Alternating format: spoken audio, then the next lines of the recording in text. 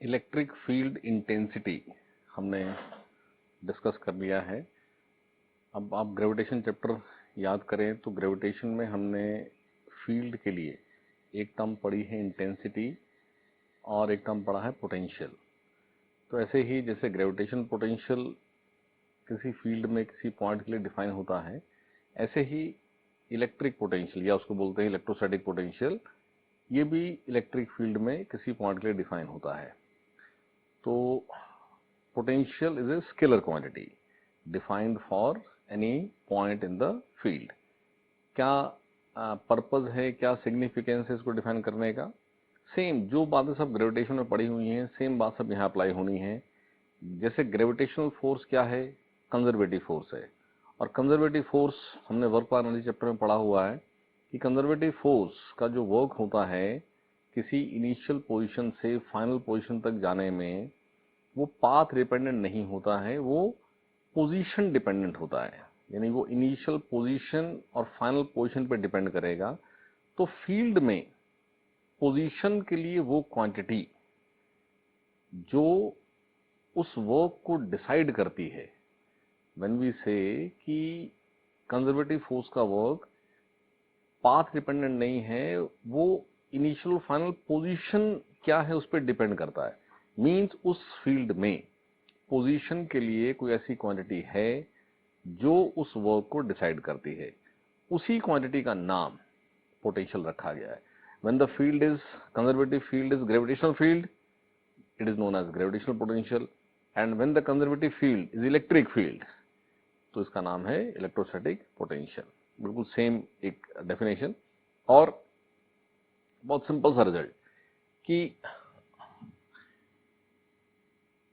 Suppose देखो, work किसी भी फोर्स का जब भी होना है तो पाथ ट्रेवल तो चाहिए ना। F dot D S integration ही आपके पास वर्क है, तो डी एस यानी D S with in the limits, कुछ डिस्प्लेसमेंट की बात तो आनी है।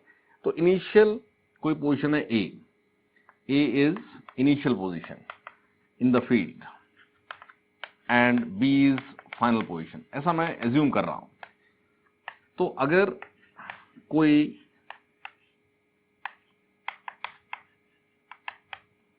चार्ज पार्टिकल Q मूव होता है फ्रॉम A टू B, तो work done by the electric force in going from A to B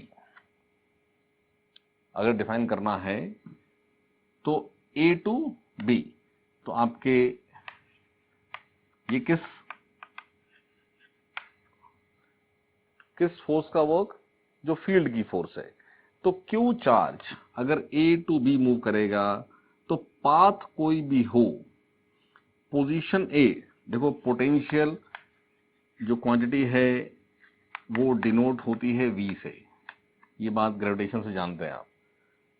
तो इनिशियल पोजीशन, तो इनिशियल पोटेंशियल, इस पोजीशन का पोटेंशियल, और फाइनल पोजीशन ये फाइनल पोटेंशियल। तो ये एक सिंपल सा रिजल्ट कि फील्ड का work A to B for any path between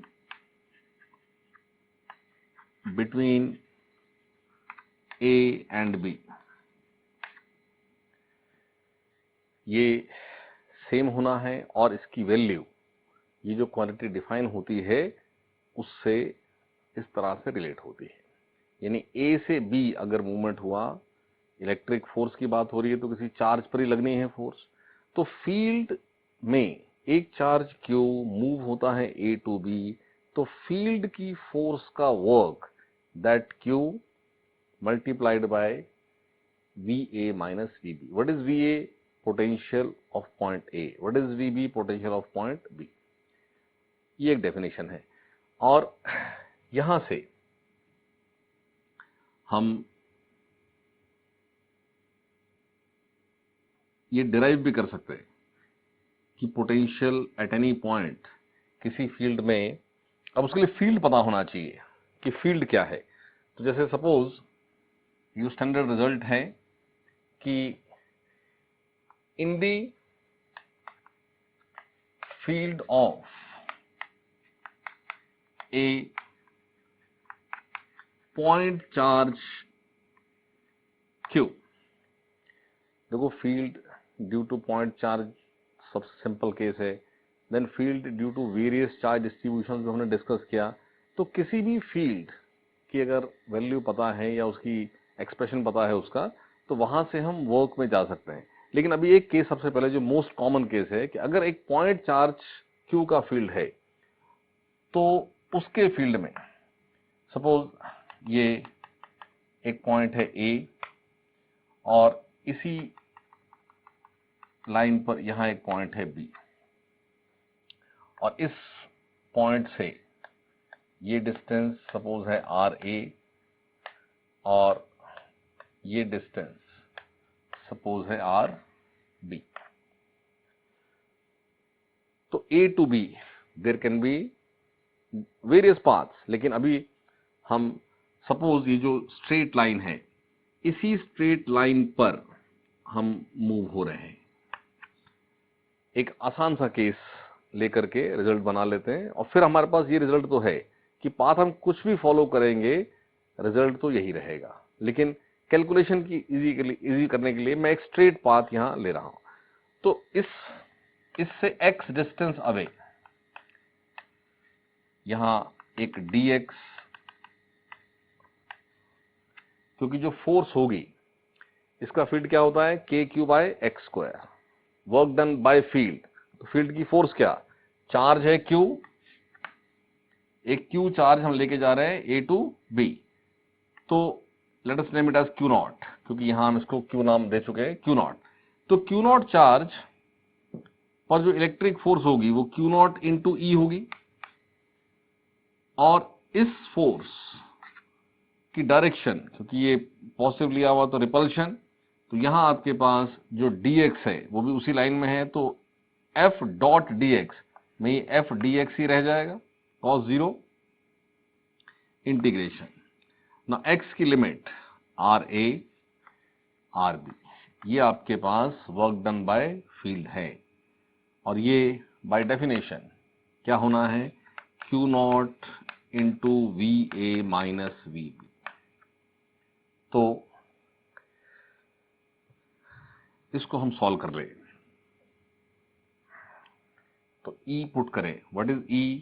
E is K, in general हम ये मानते हैं कि वैक्यूम ही है, तो इट इज KQ/x²। तो यहां से ये Q0 बाहर आके यहां कैंसिल हो जाएगा, और VA माइनस VB रह जाएगा KQ/x² dx, limit going from RA to RB। ये Q0 कैंसिल हो गया, ठीक है। Now it's very simple integration.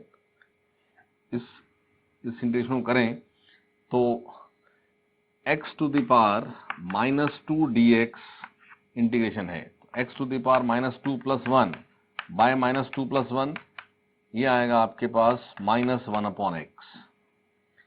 तो KQ तो कांस्टेंट है, क्या बना 1/x² dx, यानी यही चीज है ही आपके पास, लिमिट RA RB। तो ये बन गया VA minus VB equal to KQ minus 1/x RB RA। तो इस माइनस को यहां ले जाओ, माइनस को यहां ले जाओगे तो VB माइनस VA हो जाएगा लेफ्ट हैंड साइड, और right hand side limit put किया तो 1/RB upper limit minus 1/RA lower limit, यानी ये बनेगा KQ 1/RB माइनस 1/RA। तो यहां से एक बहुत सिंपल सा रिजल्ट कि potential B minus potential A का जो एक्सप्रेशन आ रहा है वो KQ/RB माइनस KQ/RA आ रहा है। अभी आप ध्यान से देखें तो ये चार्ज Q की वैल्यू फिक्स है, इसके फील्ड में जो पॉइंट A है उसका डिस्टेंस RA फिक्स है, और जो पॉइंट B है उसका डिस्टेंस RB फिक्स है। यानी Q चार्ज के फील्ड में कोई भी ऐसा पॉइंट जो इससे R डिस्टेंस अवे है, तो KQ/R उस पॉइंट की वो क्वांटिटी है जिसका नाम पोटेंशियल होगा। यहां से ये VB है, VB minus VA is equal to this. तो यहां से हम ऐसा एक रिजल्ट सा लिखते हैं कि this implies that potential at A in the field of point charge Q at distance RA away from it is KQ/R। जैसे एक पॉइंट चार्ज के फील्ड में R डिस्टेंस अवे किसी भी पॉइंट पर व्हाट इज इंटेंसिटी, तो answer है intensity का मैग्नीट्यूड है KQ/R², और डायरेक्शन प्लस या माइनस साइन से पता चलता है कि अवे है या टुवर्ड्स है। Now potential is scalar quantity, तो उसका डायरेक्शन तो कुछ है नहीं, लेकिन वैल्यू क्या, मैग्नीट्यूड क्या, तो पॉइंट चार्ज के फील्ड में R distance away potential is KQ/R। जैसे ग्रेविटेशन पोटेंशियल अगर आपको याद है तो m मास के फील्ड में R distance away gravitation potential होता था -gm/R। अब m तो कभी प्लस माइनस होता ही नहीं है, तो वहां एक रिजल्ट है -gm/R, m की वैल्यू पुट होनी है। यहां पर ये चार्ज Q जिसके फील्ड में पोटेंशियल डिस्कस हो रहा है, ये Q पॉजिटिव भी हो सकता है और नेगेटिव भी हो सकता है। तो यहां समझना है कि अगर ये Q पॉजिटिव है तो ये पोटेंशियल भी पॉजिटिव है, लेकिन अगर ये Q नेगेटिव होगा तो ये पोटेंशियल भी नेगेटिव होगा। यानी एक्सप्रेशन ऑफ पोटेंशियल में जो Q की वैल्यू है वो विद साइन पुट होनी है। अब प्लस है तो प्लस है, माइनस है तो माइनस है। और याद रखिए ग्रेविटेशन स्केलर क्वांटिटी है, इसमें अगर किसी पॉइंट का पोटेंशियल माइनस हुआ तो उसका मीनिंग होगा कि मैथ्स में जैसे कोई जब माइनस है तो उसका मतलब है कि लेस देन जीरो है, तो ऐसे ही यहां माइनस उस लेस देन जीरो क्वांटिटी को इंडिकेट करती है। क्लियर? तो इस बेसिक एक्सप्रेशन को ध्यान रखना है, और इसकी हेल्प से हमें और भी एक्सप्रेशंस लिंक होने हैं। और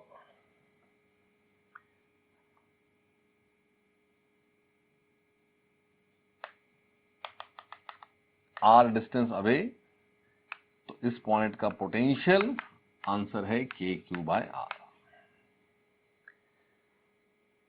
क्लियर? और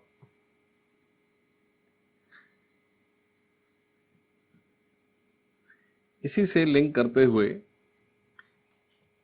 और भी एक वे है सारी बात बोलने का कि सपोज फील्ड में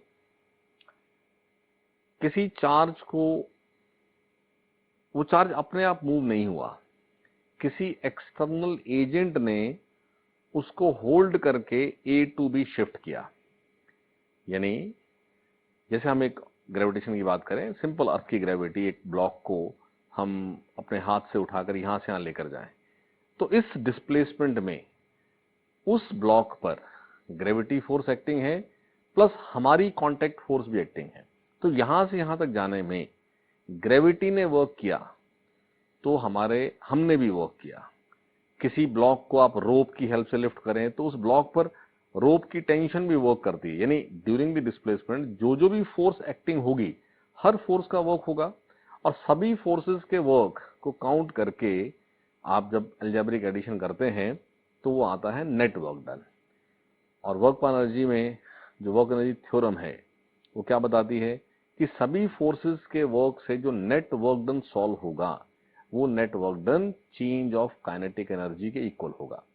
और अगर आप ऐसा केस बोलते हैं कि आपने उस ऑब्जेक्ट को जस्ट शिफ्ट किया मतलब इनिशियली वो रेस्ट में था और आपने उसको ए से उठा के बी पे शिफ्ट कर दिया, तो बी पर भी वो रेस्ट में है। यानी ऐसा जब भी केस बोला जाता है कि एक एक्सटर्नल एजेंट ने एक चार्ज को, चार्ज से क्यू नॉट है, उसको ए टू बी शिफ्ट किया, तो इसका मतलब है कि इस फिनोमिना में उस चार्ज पार्टिकल पर नेट वर्क डन 0 हुआ है। इसका मतलब है कि वर्क एक्सटर्नल और वर्क फील्ड दोनों का सम जो वर्क नेट है वो क्या है, वो 0 है। तो ये बात डिस्कस हो गई, ये एक हमारे पास रिजल्ट हो गया, इसको हम जहां नीड होगी वहां यूज करेंगे। अब मैं एक नई बात डिस्कस कर रहा हूं कि if an external agent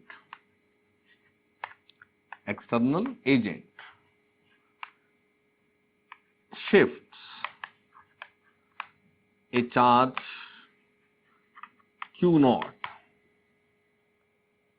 from A to B, it implies kinetic energy at A and kinetic energy at B both are 0 के काइनेटिक एनर्जी के लिए लिखा मैंने। तो जिसका मतलब नेटवर्क क्या हुआ, 0। Network 0 means work external plus work field, ये क्या हो गया, ये हो गया 0। यानी work external,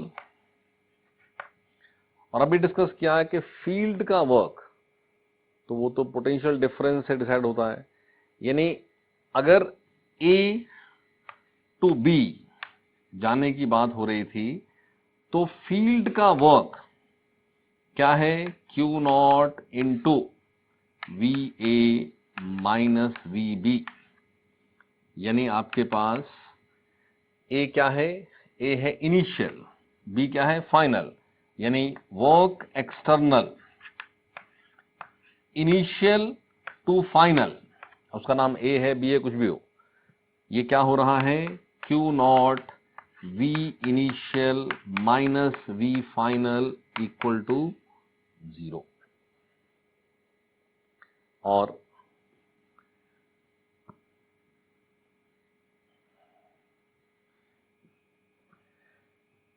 work external initial to final, अब ये इक्वल टू क्या बनेगा, minus Q not V initial minus V final. और आप इसको लिख सकते हैं कि किसी इनिशियल से फाइनल पोजीशन तक जाने के लिए जो वर्क डन है बाय द एक्सटर्नल एजेंट, अगर उसको सिर्फ शिफ्ट करना है तो, ऊपर ध्यान रखना है, शिफ्ट करना है तो एक्सटर्नल एजेंट का वर्क इसके इक्वल तब होगा जब आप उस केस की बात करेंगे कि वो A टू B शिफ्ट हुआ। फील्ड का वर्क आपने शिफ्ट किया कि वो अपने आप गया, कैसे गया, उस सबसे कोई मतलब नहीं है। फील्ड के वर्क की जो बात थी वो हमने पहले डिस्कस की, जिसमें सिंपली ये बोला गया है कि अगर एक charge Q not A to B move करे तो work field is equal to Q not into VA minus VB। उससे उस केस में इससे कोई मतलब नहीं है कि वो मूव होते हुए काइनेटिक में चेंज हो रहा है नहीं हो रहा है, कुछ भी हो। बट एक्सटर्नल एजेंट का वर्क लिखना है तो ये आप equal to Q not into V final minus initial तभी लिखते हैं जब ये शिफ्ट का केस है कि इनिशियल टू फाइनल शिफ्ट हुआ हो। तो हमें मोस्टली कभी क्वेश्चन में वर्क फील्ड पूछते हैं, कभी वर्क एक्सटर्नल पूछते हैं। तो वर्क एक्सटर्नल जब भी आएगा समझना इस बात को कि अगर मुझे लिखना था फील्ड का वर्क तो वो होना है V initial minus V final, और अगर लिखना है एक्सटर्नल तो क्या होना है, V final minus V initial. Potential जो हमने भी डिस्कस किया, उस पोटेंशियल के एक्सप्रेशन को लेकर के ये सब क्वेश्चंस बनेंगे। A to B charge move हुआ, what is the work done by field, what is the external work done, तो वो थोड़ा ठीक से समझ लें। तो अब इसी को हम ऐसा भी अपॉन क्यू नॉट कर दें, यानी ये आपके पास V final minus V initial हो जाता है। तो पोटेंशियल डिफरेंस, यहां से एक डेफिनेशन है ये कि potential difference between two points, potential difference between 2 points is the work done in shifting, work done by external agent in shifting a unit positive test charge from initial to final.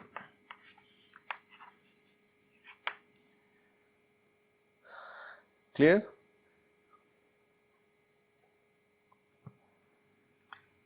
और इसी logic से देखो, potential difference final minus initial is known as delta V या d v बोलते हैं। तो क्योंकि when work net is zero, यानी जस्ट शिफ्टिंग की बात हो रही है, तो work external plus work field क्या है, वो है जीरो, यानी work external is minus work field. So for any small displacement dr, तो आपके पास एक्सटर्नल एजेंट का वर्क क्या है, फाइनल माइनस इनिशियल यानी डीवी। ये अंडरस्टूड है कि डेल्टा वी लिखा तो उसका मतलब है फाइनल माइनस इनिशियल। तो हम एक्सटर्नल एजेंट की बात कर रहे हैं, तो इसका वर्क क्या है, ये है डीवी अगर यूनिट पॉजिटिव चार्ज है तो, और यूनिट पॉजिटिव चार्ज है तो फील्ड की फोर्स क्या है, इट्स इंटेंसिटी ई।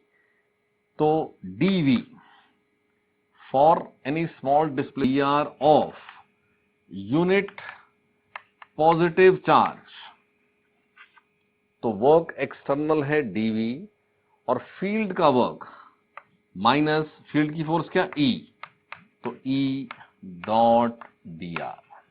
तो ये आपके पास एक relation dv equal to minus E dot D R, ये एक बहुत यूजफुल रिजल्ट, ऐसा ही हमने ग्रेविटेशन में भी किया था। तो इसकी हेल्प से आप अगर E गिवन है, जैसे E हमने अब वेरियस एक्सप्रेशंस की याद ही कर लिए, तो if you know E, hypothetically कोई भी E दे करके आपको क्वेश्चन दिया जाता है और E दे करके आपसे स्पेस में किन्हीं दो पॉइंट्स का पोटेंशियल डिफरेंस पूछा जाएगा, तो आप इस रिजल्ट को यूज कर ले। dv is minus E dot D are. इसको थोड़ा सा और एक्सपेंड कर लें कि E क्या है, vector. What is E vector, it is E X I cap plus E Y J cap plus E Z K cap. Electric field तो कोई ऐसा एक्सप्रेशन होगा। और डी आर वेक्टर ये क्या होना है, D x I cap D Y J cap D Z K cap. तो इसको याद ऐसा ही रखो, लेकिन साथ में समझ के रखो कि ये दोनों वेक्टर्स थे। अब ई वेक्टर को ऐसी फॉर्म होगी और ऐसे ही डी आर वेक्टर को ऐसी फॉर्म होगी। तो फाइनली जैसा डॉट प्रोडक्ट में करते हैं कि इसका डॉट क्या बनेगा, a1 a2 plus b1 b2 plus c1 c2। तो एक्सप्रेशन ऑफ dv जब भी यूज होना है तो ऐसा हो जाना है, ex dx plus ey dy plus ez dz। Clear? अब हो सकता है कि जो E गिवन हो, जैसे x कंपोनेंट है, y कंपोनेंट है, z कंपोनेंट है, वो वेरिएबल हो जैसे फोर्स होती है कि force position to position change हो रही है, तो फोर्स पोजीशन डिपेंडेंट हो सकती है, फोर्स कांस्टेंट हो सकती है। तो ऐसे फील्ड वेरिएबल हो सकता है, कांस्टेंट हो सकता है। तो अगर फील्ड वेरिएबल होगा तो मान लो इनिशियल पोजीशन कुछ एक्स वाई जेड है, फाइनल भी कुछ एक्स वाई जेड होगा, तो V final, potential final minus potential initial, इसको क्या लिखा जाएगा, integration E X D x.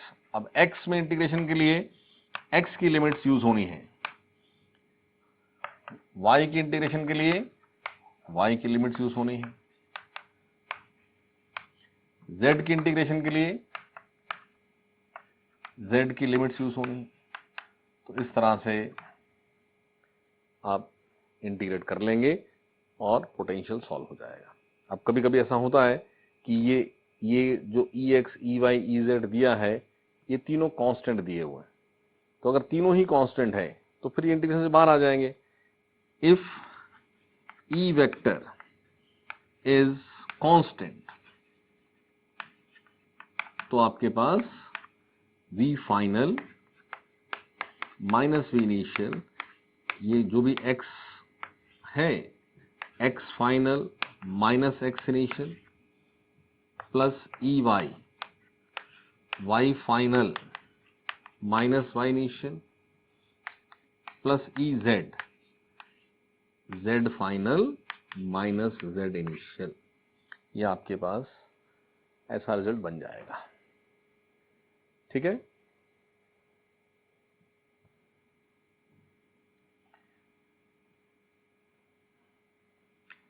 और इसी एक्सप्रेशन से ये भी एक रिजल्ट ध्यान रखें कि D V which is minus E dot D R, तो अगर E vector perpendicular to D R vector हो तो डी वी जीरो होगा, डी वी जीरो होगा। तो एक वैसे ही टर्म है which is known as equipotential surface. जैसा कि इस टर्म से क्लियर है, इक्वी पोटेंशियल यानी इक्वल पोटेंशियल। एक इक्वी पोटेंशियल सरफेस किसको बोलते हैं, ऐसा सरफेस जिस सरफेस पर जो भी वेरियस पॉइंट्स हैं उन सब का पोटेंशियल इक्वल है। Such surface is known as equipotential surface. तो अगर उस सरफेस के सभी पॉइंट्स का पोटेंशियल इक्वल है तो आप उस सरफेस पर कोई भी दो पॉइंट लेकर के अगर उसमें पोटेंशियल डिफरेंस पूछोगे तो उसका आंसर जीरो ही होगा। So equipotential surface implies a surface on which potential is same at all points। जिसका मतलब क्या हो गया कि if two points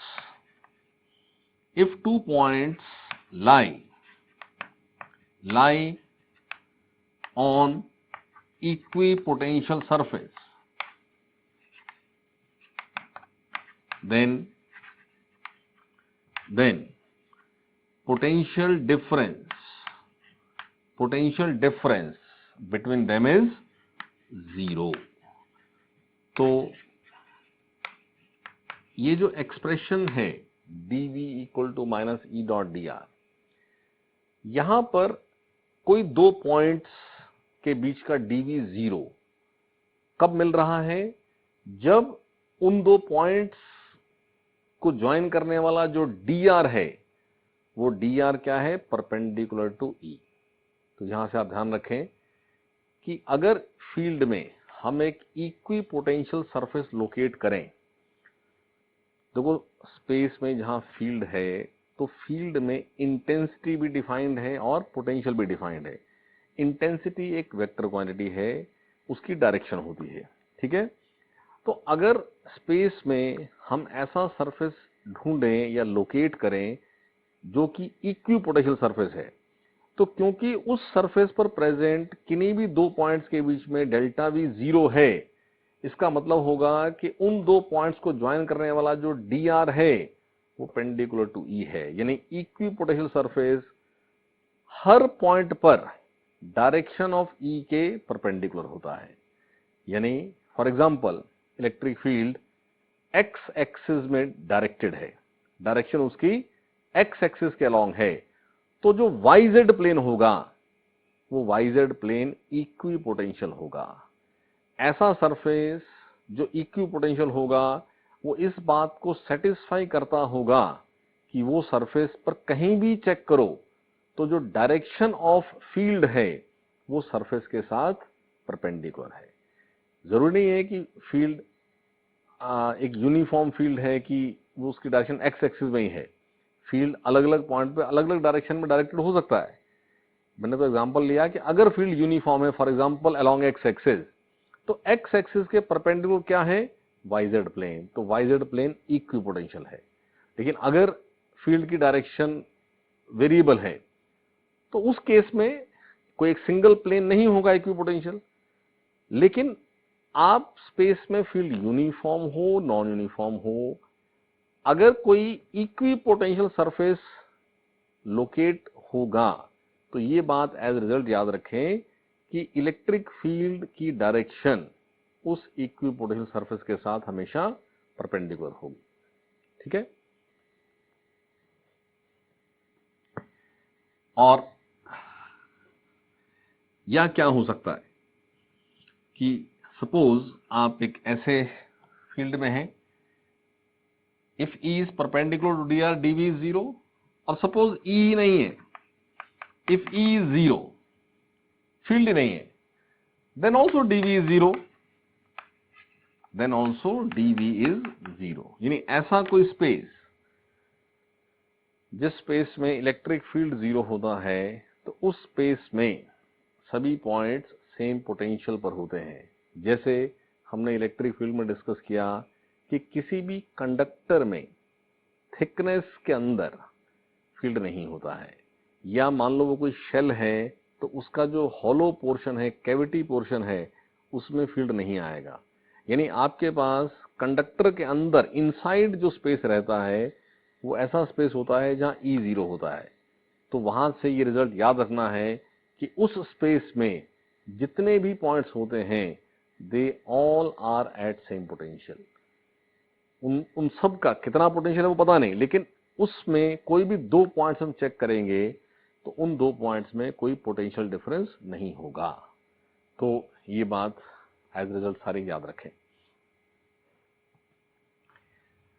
नेक्स्ट, जैसा हमने एक सिंगल पॉइंट चार्ज का फील्ड डिफाइन करने के बाद फिर अगर कोई system of number of charges होता है और इस कंबाइंड सिस्टम के फील्ड में किसी पॉइंट का फील्ड एक्सप्लेन करना हो तो उस पॉइंट पर हर चार्ज का इंडिविजुअल फील्ड देख लेते हैं और फिर सबका वेक्टर रिजल्टेंट करते हैं, जिसको आपने सुपरपोजिशन प्रिंसिपल बोला है।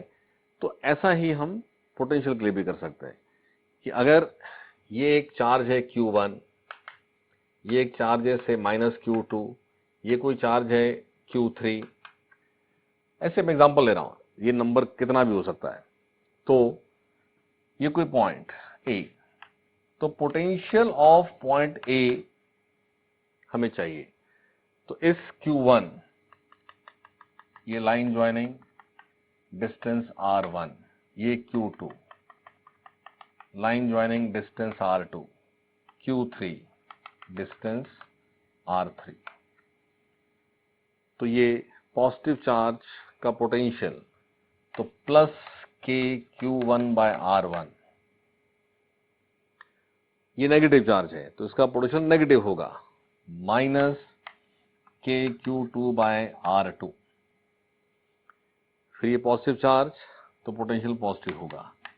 इस तरह से आप नेट पोटेंशियल फाइंड आउट करेंगे।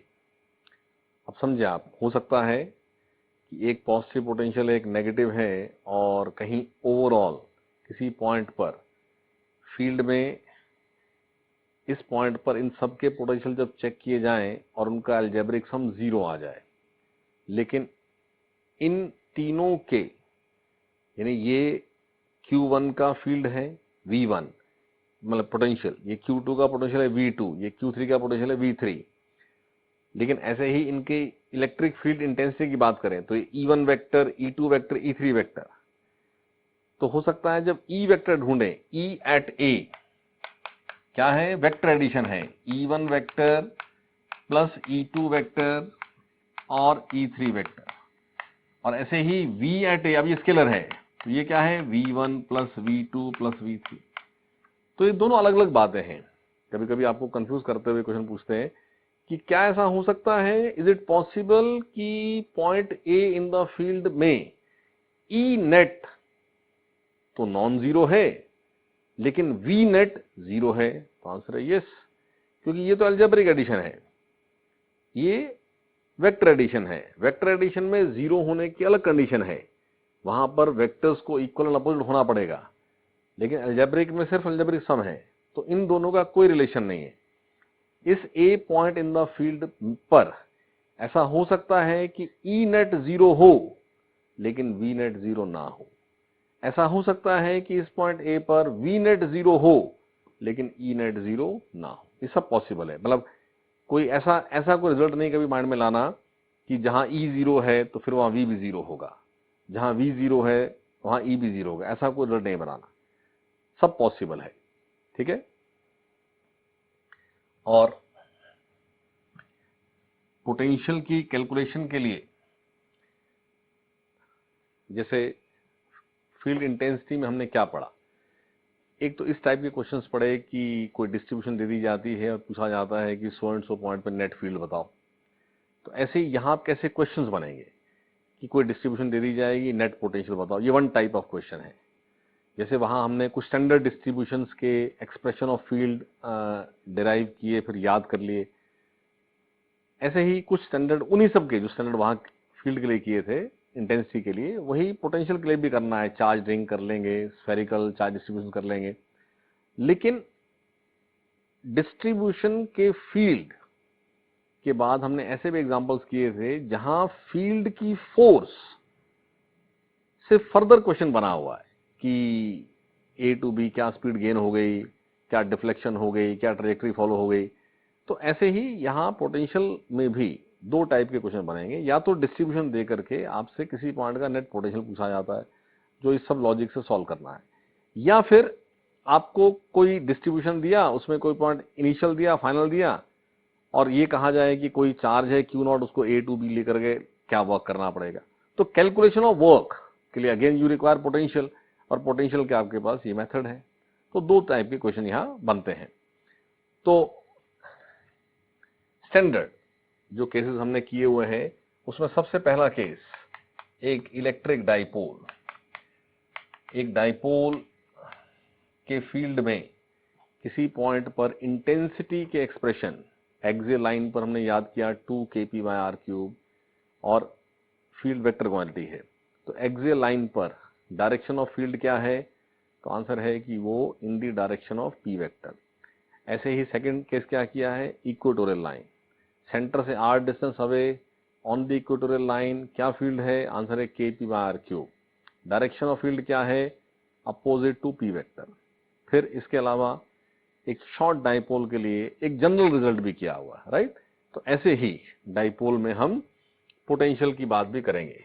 तो सबसे पहला केस ले लेते हैं इक्वेटोरियल लाइन,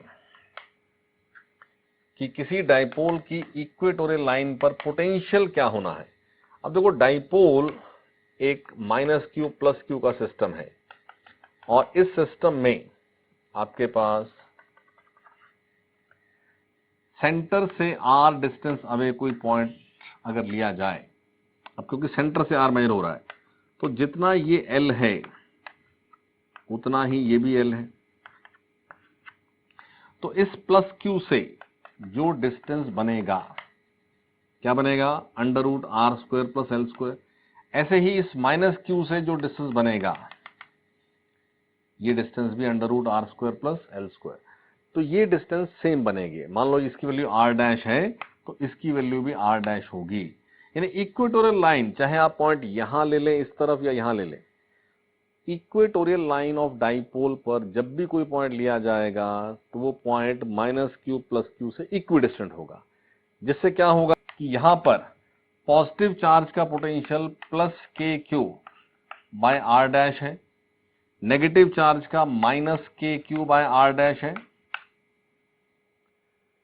और ये 0 हो गया क्योंकि वैल्यू ऑफ q सेम है, value of r dash same है। तो बहुत सिंपल रिजल्ट कि एक डाइपोल के इक्वेटोरियल लाइन के हर पॉइंट का पोटेंशियल 0 होता है। अब अगेन जो बात अभी डिस्कस की है कि at any point in the space या इन द फील्ड ऐसा हो सकता है कि E तो नॉन जीरो हो लेकिन V 0 हो, जिसका एग्जांपल अब अभी देखने को मिल गया। डाइपोल में इक्वेटोरियल लाइन के हर पॉइंट पर नेट फील्ड है, इंटेंसिटी है, लेकिन हर पॉइंट का पोटेंशियल 0 है। तो potential is 0, potential at all points on equatorial line is 0. Very simple result. Now next case कि अगर ये एक्सियल लाइन है, तो जैसे हमने इक्वेटोरियल के लिए दोनों पार्टिकल्स का अपना अपना रिस्पेक्टिव पोटेंशियल लिखा और फिर नेट पोटेंशियल डिस्कस कर लिया, तो ऐसे ही आप ये केस देखें कि ये एक डाइपोल और इस डाइपोल का ये सेंटर और ये r distance away axial line पर कोई पॉइंट, ये एक्सियल लाइन है। तो इस पॉइंट पर ये डिस्टेंस l होता है, ये भी l होता है। तो इस +q से ये कितना डिस्टेंस है, ये r - l है। इस -q से कितना डिस्टेंस है, तो ये r + l है। तो let us name this point as A। तो पोटेंशियल एट A में positive potential +kq upon r - l और -kq अपॉन r + l। तो इसको आप सॉल्व करें तो ये आपके पास kq common, r + l minus r - l upon r² - l², जिसको ओपन करेंगे तो r हो जाएगा कैंसिल और l क्या बन जाएगा 2l, और q इंटू 2l क्या बन जाएगा p, यानी आपके पास v एट a आएगा kp अपॉन r² - l²। और क्योंकि हम शॉर्ट डाइपोल की बात करते हैं तो जो r होना है वो क्या होना है, very very large compare to l, यानी r² - l² अप्रोक्सीमेटली क्या होना है, r²। तो ये आपके पास kp/r²। ठीक है। इसमें छोटे सा पॉइंट और याद रखना है। देखो potential is a scalar quantity, लेकिन पोटेंशियल अगर किसी पॉजिटिव चार्ज का है तो वो पॉजिटिव पोटेंशियल है, अगर नेगेटिव चार्ज का है तो नेगेटिव पोटेंशियल है। लेकिन जब भी हम पोटेंशियल ड्यू टू डाइपोल बोलेंगे तो एक्सप्रेशन याद क्या कर रहे हो, kp/r²। अब p एक वेक्टर क्वांटिटी का मैग्नीट्यूड है जो कि हमेशा ही पॉजिटिव होगा। तो क्या हम ये मान लें कि एक डाइपोल की एक्सियल लाइन के हर पॉइंट का पोटेंशियल हमेशा पॉजिटिव होता है? मेरा पॉइंट समझ रहे हो आप? पोटेंशियल का साइन आना है साथ में कि वो पॉजिटिव पोटेंशियल है कि नेगेटिव पोटेंशियल है, क्योंकि अगर वो पॉजिटिव है तो मतलब मोर देन 0 है, अगर वो नेगेटिव है तो लेस देन 0 है। तो यहां समझें आप बात को कि P तो हमेशा पॉजिटिव ही होगा। तो अगर हम डाइपोल में एक्सियल लाइन पर यहां कोई पॉइंट ले लें, देखो +q के इधर पॉइंट लोगे तो पॉजिटिव ज्यादा होगा, नेगेटिव कम होगा, जिससे नेट पॉजिटिव होगा। लेकिन अगर वो पॉइंट इस तरफ लिया हुआ है तो इस तरफ नेगेटिव ज्यादा होगा, पॉजिटिव कम होगा। तो यहां पर पोटेंशियल ऐसे ही सॉल्व करके जब करेंगे तो आएगा नेगेटिव। तो एक्सियल लाइन पर सेंटर से r डिस्टेंस अवे पोटेंशियल की वैल्यू क्या होती है, kp/r²। लेकिन अगर वो पॉइंट पॉजिटिव चार्ज की तरफ है तो ये प्लस kp/r² है, और अगर वो नेगेटिव चार्ज की तरफ है तो वो माइनस kp/r² है। यानी अगर मैं ऐसा ही सेम r डिस्टेंस पर यहां पॉइंट ले लूं तो पोटेंशियल B माइनस kp/r² होगा। यानी कोई आपसे पूछे कि ए बी एक्सियल लाइन पर सेंटर से इक्विडिस्टेंट पॉइंट्स हैं, एक ऑन द राइट साइड और एक ऑन द लेफ्ट साइड, दोनों ही सेम r डिस्टेंस पर हैं, तो A और B पॉइंट में पोटेंशियल डिफरेंस क्या है। तो अगर आप साइन ध्यान नहीं रखेंगे तो आप ये भी kp/r², ये भी kp/r², तो answer potential difference is 0, but that is wrong.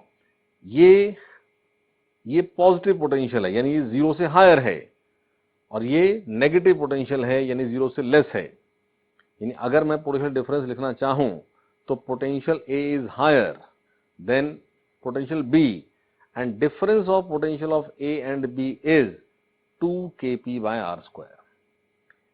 मतलब आप ऐसा कोई रिजल्ट करके याद नहीं करना, बट इतनी सी बात याद रखें कि ये पोटेंशियल पॉजिटिव या नेगेटिव हमें देख के आंसर देना होता है, और पॉइंट जो r डिस्टेंस अवे सेंटर से दिया है वो कहां दिया है, वो पॉजिटिव चार्ज के राइट साइड में गिवन है या नेगेटिव के लेफ्ट में गिवन है, उससे इसका साइन डिसाइड होगा। जब पॉजिटिव के नियर है तो पॉजिटिव, और नेगेटिव के नियर है तो नेगेटिव।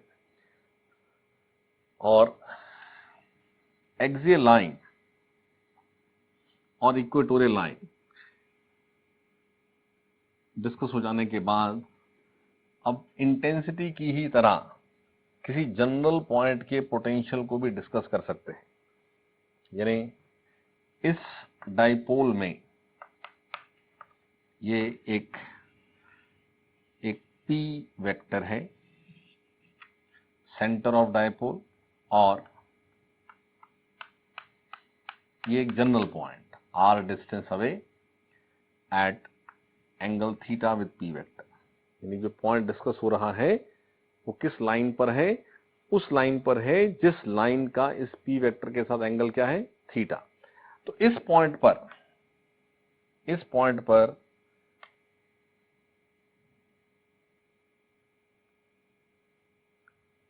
इस पूरे डाइपोल का पोटेंशियल बताना है। तो जैसे इंटेंसिटी जब डिस्कस करना था तो हमने इस P वेक्टर को क्या कर लिया था, रिजॉल्व कर लिया था। तो अभी भी रिजॉल्व कर लेंगे। तो ये आपके पास P cos थीटा है। क्या है, P cos थीटा, और ये क्या है, ये आपके पास P sin थीटा है। ठीक है, तो नेट पोटेंशियल बनाने के लिए P cos थीटा का पोटेंशियल लिख लें और P sin थीटा का लिख लें, और नेट पोटेंशियल आ जाएगा। सिंपल एडिशन करना है। लेकिन P cos थीटा की एक्सियल लाइन पर ये पॉइंट है, तो उस P cos थीटा का potential K P cos theta bye r² होना है, और P sin थीटा की इक्वेटोरियल लाइन पर है, P sin थीटा का पोटेंशियल 0 होना है। तो यहां से बहुत सिंपल रिजल्ट कि P वेक्टर के साथ थीटा एंगल पर इंक्लाइंड अगर पॉइंट लिया जाए तो उस पॉइंट का potential KP cos theta bye r² है। अब यहां से अपने आप देखो आप कि अगर मान लो पॉइंट इस एक्सियल लाइन पर यहां है, पॉइंट A जो हमने पीछे एग्जांपल किया, तो यहां से ये जो लाइन बनेगी उस लाइन का P वेक्टर से एंगल क्या बनेगा, थीटा 0, और cos 0 क्या होता है, +1। यानी जब पॉइंट पॉजिटिव चार्ज के इधर होगा तो ये थीटा 0 होगा, क्योंकि थीटा क्या है, इस डायरेक्शन का P वेक्टर के साथ एंगल, और P वेक्टर तो ये है, यानी अगर ये पॉइंट बी यहां होगा तो जो आर होना है वो थीटा एंगल क्या बनना है 180। तो यहां पुट करेंगे 180 तो आपके पास ये cos 180 बन जाएगा -1। यानी यहां से आप समझें कि ये एक्सियल लाइन और ये इक्वेटोरियल लाइन, सपोज ये एक्स एक्सिस है और ये वाई एक्सिस है और ये पॉइंट ओरिजिन है सेंटर। तो इस डाइपोल के फील्ड में ये जो रीजन है, इस सारे रीजन में थीटा क्या होना है 0 और 90 के बीच में, और ये जो रीजन है यहां थीटा क्या होना है 90 और 180 के बीच में।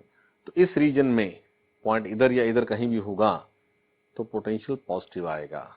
इस रीजन में यहां या यहां कहीं भी पॉइंट होगा तो पोटेंशियल नेगेटिव आएगा। और expression Kp cos theta by R square.